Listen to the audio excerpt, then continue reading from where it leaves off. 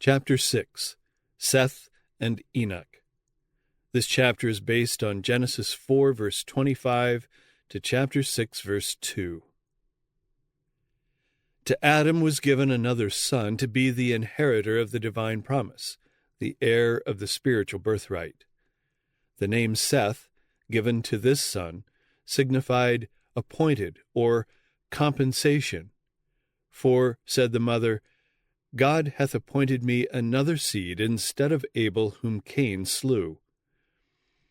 Seth was of more noble stature than Cain or Abel, and resembled Adam more closely than did his other sons. He was a worthy character, following in the steps of Abel. Yet he inherited no more natural goodness than did Cain. Concerning the creation of Adam it is said, In the likeness of God made he him. But man, after the fall, begat a son in his own likeness, after his image. While Adam was created sinless, in the likeness of God, Seth, like Cain, inherited the fallen nature of his parents. But he received also the knowledge of the Redeemer and instruction in righteousness. By divine grace he served and honored God, and he labored as Abel would have done had he lived to turn the minds of sinful men to revere and obey their Creator. To Seth, to him also there was born a son, and he called his name Enos. Then began men to call upon the name of Jehovah. The faithful had worshipped God before, but as men increased, the distinction between the two classes became more marked. There was an open profession of loyalty to God on the part of one, as there was of contempt and disobedience on the part of the other. Before the fall, our first parents had kept the Sabbath, which was instituted in Eden, and after their expulsion from paradise, they continued its observance. They had tasted the bitter fruits of disobedience and had learned what every one that tramples upon God's commandments will sooner or later learn, that the divine precepts are sacred and immutable, and that the penalty of transgression will surely be inflicted. The Sabbath was honored by all the children of Adam that remained loyal to God. But Cain and his descendants did not respect the day upon which God had rested. They chose their own time for labor and for rest, regardless of Jehovah's express command. Upon receiving the curse of God, Cain had withdrawn from his father's household. He had first chosen his occupation as a tiller of the soil, and he now founded a city, calling it after the name of his eldest son. He had gone out from the presence of the Lord, cast away the promise of the restored Eden, to seek his possessions and enjoyment in the earth under the curse of sin, thus standing at the head of that great class of men who worship the God of this world. In that which pertains to mere earthly and material progress, his descendants became distinguished. But they were regardless of God, and in opposition to his purposes for man. To the crime of murder, in which Cain had led the way, Lamech, the fifth in descent, added polygamy, and boastfully defiant, he acknowledged God only to draw from the avenging of Cain an assurance of his own safety. Abel had led a pastoral life, dwelling in tents or booths, and the descendants of Seth followed the same course, counting themselves strangers and pilgrims on the earth, seeking a better country, that is, an heavenly. Hebrews 11, verses 13 and 16. For some time the two classes remained separate. The race of Cain, spreading from the place of their first settlement, dispersed over the plains and valleys where the children of Seth had dwelt, and the latter, in order to escape from their contaminating influence, withdrew to the mountains, and there made their home. So long as this separation continued, they maintained the worship of God in its purity. But in the lapse of time they ventured little by little to mingle with the inhabitants of the valleys. This association was productive of the worst results. The sons of God saw the daughters of men that they were fair. The children of Seth, attracted by the beauty of the daughters of Cain's descendants, displeased the Lord by intermarrying with them. Many of the worshippers of God were beguiled into sin by the allurements that were now constantly before them, and they lost their peculiar holy character. Mingling with the depraved, they became like them in spirit and in deeds. The restrictions of the seventh commandment were disregarded, and they took them wives of all which they chose. The children of Seth went in the way of Cain. They fixed their minds upon worldly prosperity and enjoyment, and neglected the commandments of the Lord. Men did not like to retain God in their knowledge. They became vain in their imaginations, and their foolish heart was darkened. Romans 1, verse 21. Therefore God gave them over to a mind void of judgment. Verse 28, margin. Sin spread abroad in the earth like a deadly leprosy. For nearly 1,000 years Adam lived among men, a witness to the results of sin. Faithfully he sought to stem the tide of evil. He had been commanded to instruct his posterity in the way of the Lord, and he carefully treasured what God had revealed to him, and repeated it to succeeding generations. To his children and children's children, to the 9th generation, he described man's holy and happy estate in paradise, and repeated the history of his fall, telling them of the sufferings by which God had taught him the necessity of strict adherence to his law, and explaining to them the merciful provisions for their salvation. Yet there were but few who gave heed to his words. Often he was met with bitter reproaches for the sin that had brought such woe upon his posterity. Adam's life was one of sorrow, humility, and contrition. When he left Eden, the thought that he must die thrilled him with horror. He was first made acquainted with the reality of death in the human family when Cain, his firstborn son, became the murderer of his brother. Filled with the keenest remorse for his own sin, and doubly bereaved in the death of Abel and the rejection of Cain, Adam was bowed down with anguish. He witnessed the wide-spreading corruption that was finally to cause the destruction of the world by a flood, and though the sentence of death pronounced upon him by his Maker had at first appeared terrible, yet after beholding for nearly 1,000 years the results of sin, he felt that it was merciful in God to bring to an end a life of suffering and sorrow. Notwithstanding the wickedness of the antediluvian world, that age was not, as has often been supposed, an era of ignorance and barbarism. The people were granted the opportunity of reaching a high standard of moral and intellectual attainment. They possessed great physical and mental strength, and their advantages for acquiring both religious and scientific knowledge were unrivaled. It is a mistake to suppose that because they lived to a great age, their minds matured late. Their mental powers were early developed, and those who cherished the fear of God and lived in harmony with his will continued to increase in knowledge and wisdom throughout their life. Could illustrious scholars of our time be placed in contrast with men of the same age who lived before the flood, they would appear as greatly inferior in mental as in physical strength. As the years of man have decreased, and his physical strength has diminished, so his mental capacities have lessened. There are men who now apply themselves to study during a period of from 20 to 50 years, and the world is filled with admiration of their attainments. But how limited are these acquirements in comparison with those of men whose mental and physical powers were developing for centuries. It is true that the people of modern times have the benefit of the attainments of their predecessors.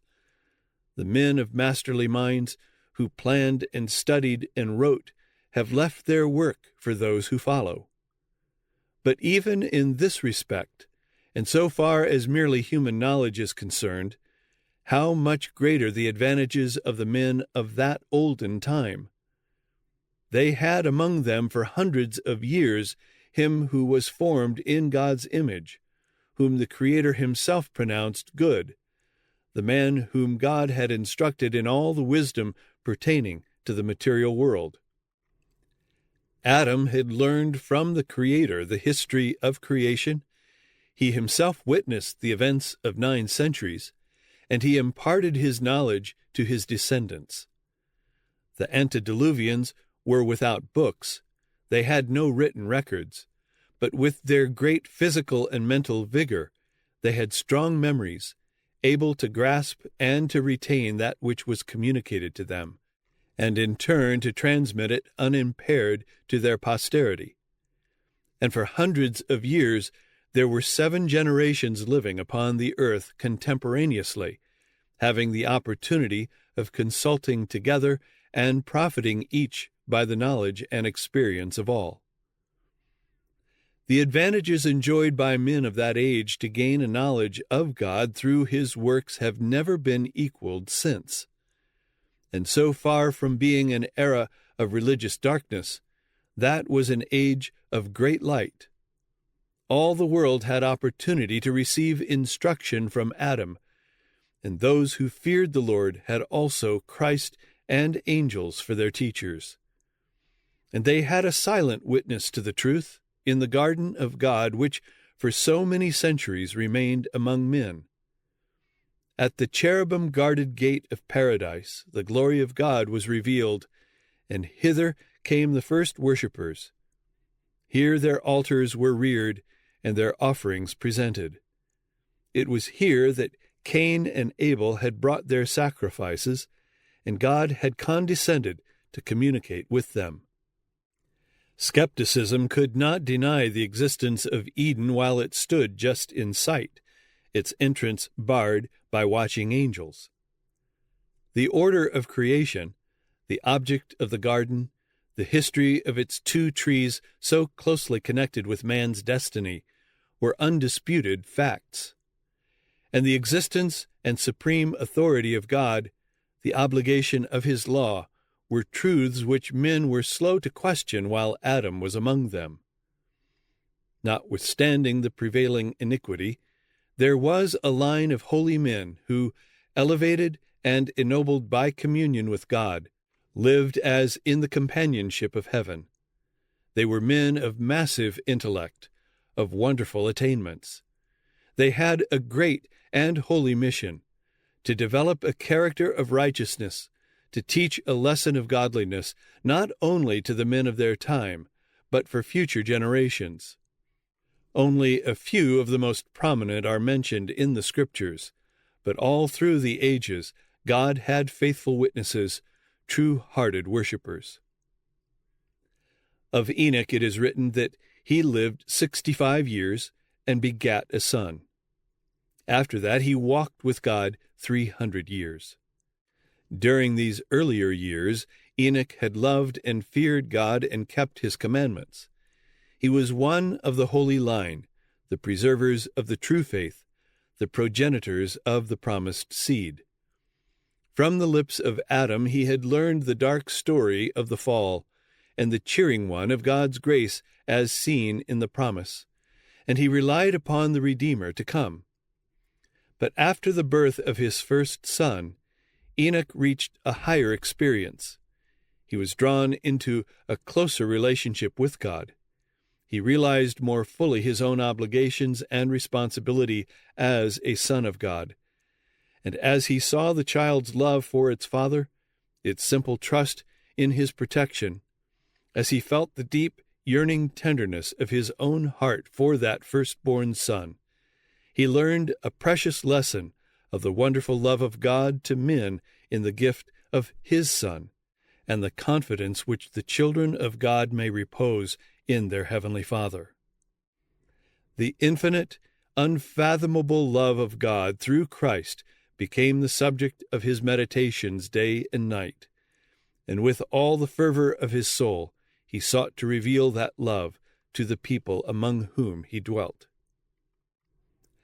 Enoch's walk with God was not in a trance or vision, but in all the duties of his daily life. He did not become a hermit, shutting himself entirely from the world, for he had a work to do for God in the world.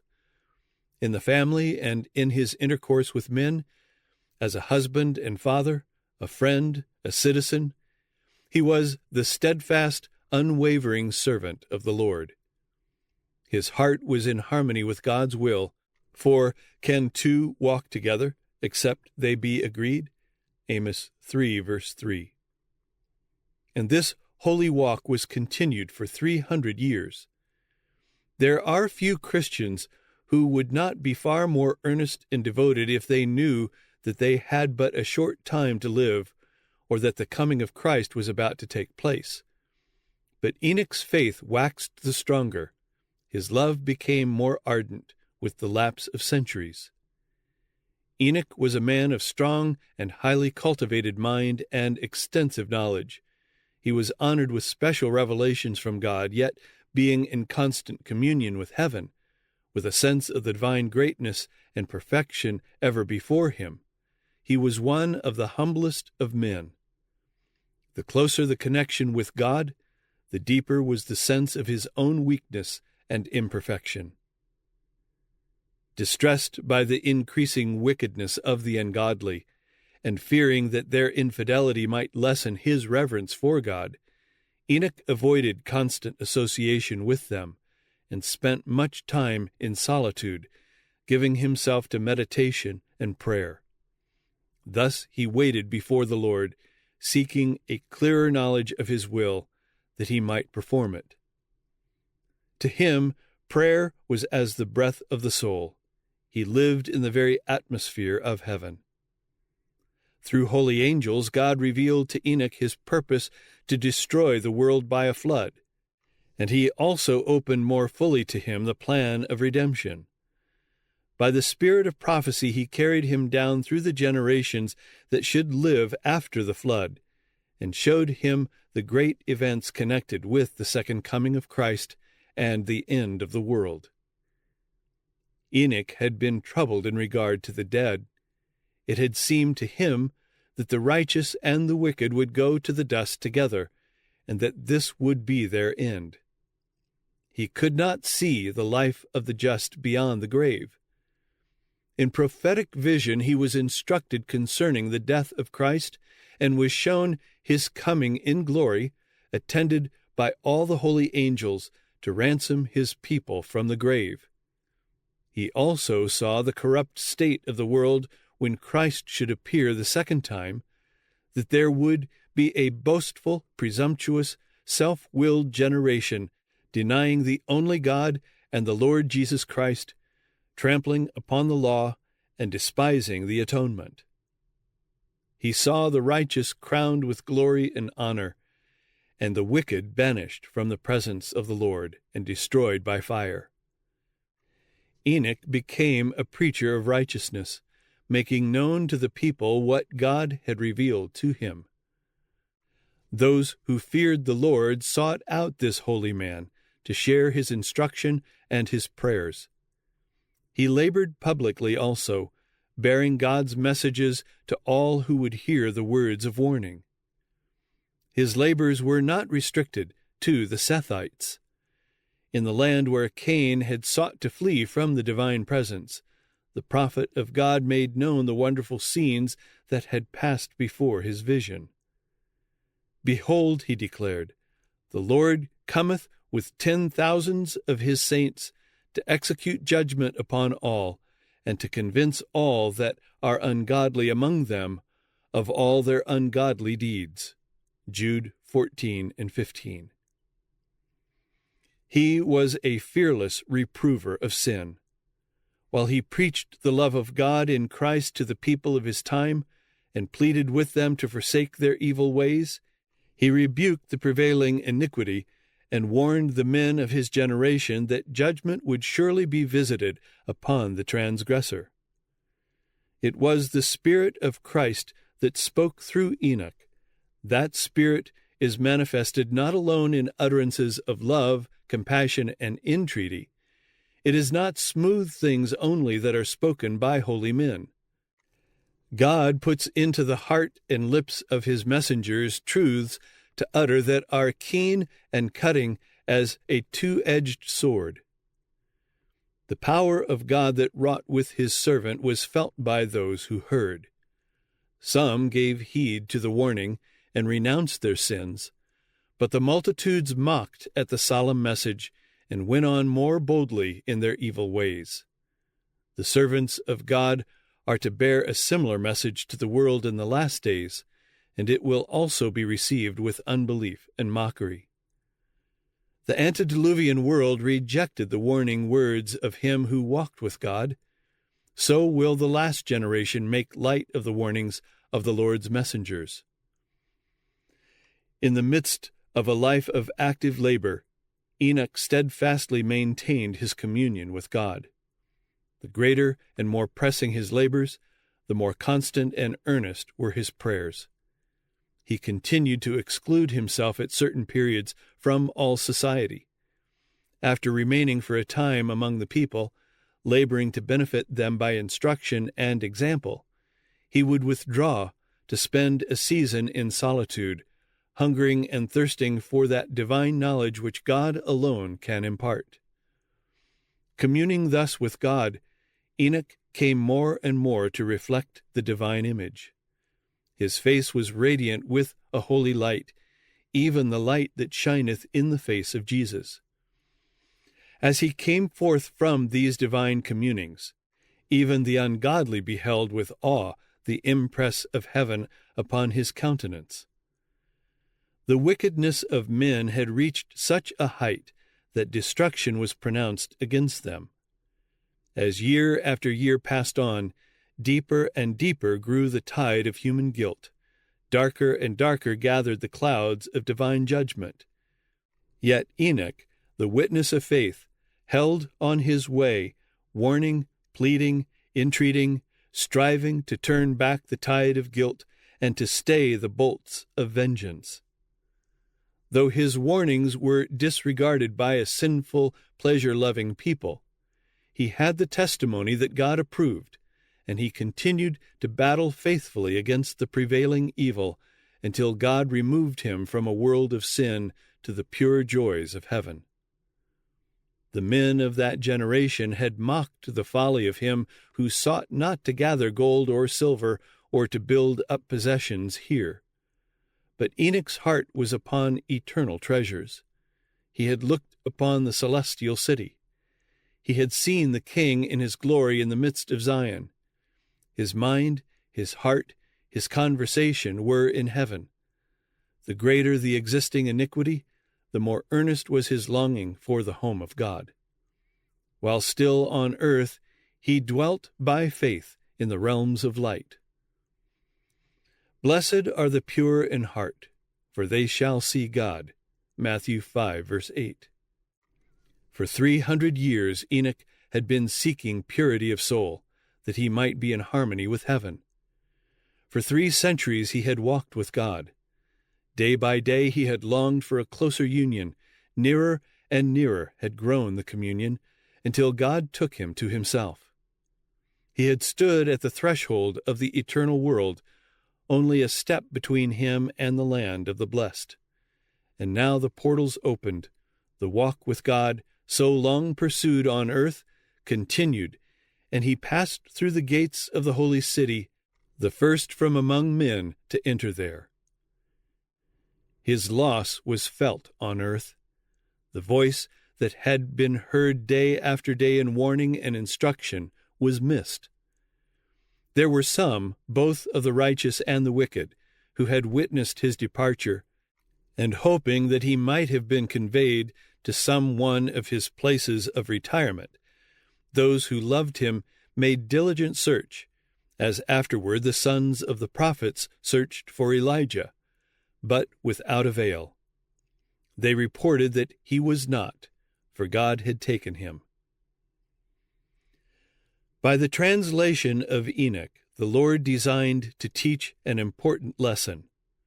There was danger that men would yield to discouragement because of the fearful results of Adam's sin. Many were ready to exclaim, "What profit is it that we have feared the Lord and kept his ordinances, since a heavy curse is resting upon the race, and death is the portion of us all?" But the instructions which God gave to Adam, and which were repeated by Seth and exemplified by Enoch, swept away the gloom and darkness, and gave hope to man, that as through Adam came death, so through the promised Redeemer would come life and immortality. Satan was urging upon men the belief that there was no reward for the righteous or punishment for the wicked, and that it was impossible for men to obey the divine statutes. But in the case of Enoch, God declares that he is, and that he is a rewarder of them that diligently seek him.